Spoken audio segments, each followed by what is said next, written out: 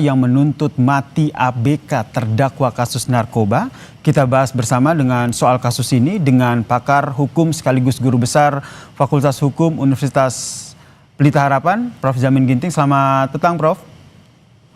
Selamat petang. Prof, kalau dari kacamata hukum, Anda melihatnya seperti apa nih? DPR yang rencananya akan memanggil jaksa yang memberikan tuntutan hukuman mati terhadap kasus ABK yang terseret narkoba ini. Sementara kalau kita lihat kasus ini masih terus bergulir di pengadilan. Ya, tentu masing-masing memiliki kewenangan masing-masing.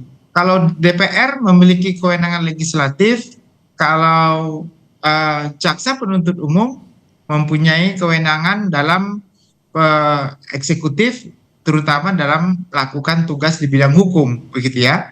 Nah, tapi dalam konteks DPR merupakan wakil rakyat di mana setiap orang boleh mengadukan hak-haknya yang dilanggar atau hak-haknya yang merasa dizolimi untuk mengadukan ini kepada DPR.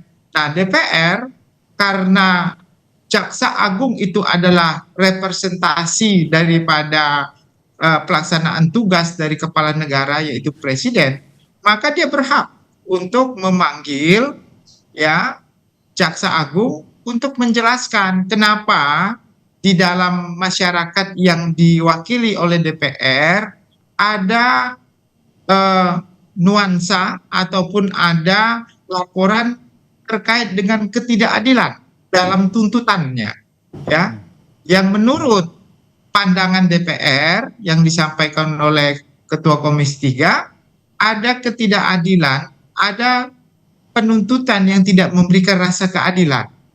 Nah, wajar-wajar saja saya kira anggota DPR memanggil ya aparatur kejaksaan.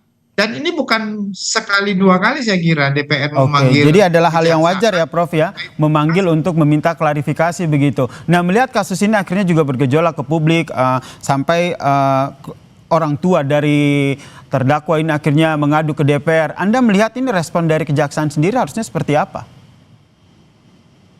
Seharusnya hadir dan menjelaskan bagaimana mereka melakukan pratut ataupun melakukan rencana penuntutan yang mereka sudah lakukan penuntutan terkait dengan orang yang diduga yang menurut pandangan anggota Komisi 3 maupun laporan dari kuasa hukum maupun pelaku orang tuanya, dia merupakan orang yang tidak mengetahui bagian kecil dari perbuatan tersebut yang seharusnya ya hukum tuntutannya berbeda. Karena dalam konteks pidana, sekali lagi mungkin sudah sering dijelaskan, pemidanaan itu disparitas ataupun perbedaan tuntutan terhadap orang pelaku tindak pidana itu tidak boleh disamaratakan.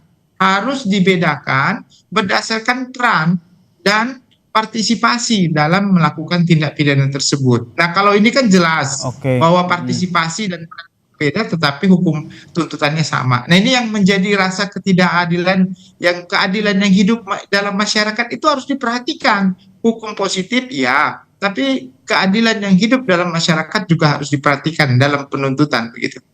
Singkat saja Prof, menurut Anda sendiri perlu dilakukan evaluasi ataupun eksaminasi itu yaitu pemeriksaan kembali terhadap jaksa yang mengurus ataupun yang mengusut kasus atau menangani kasus ini?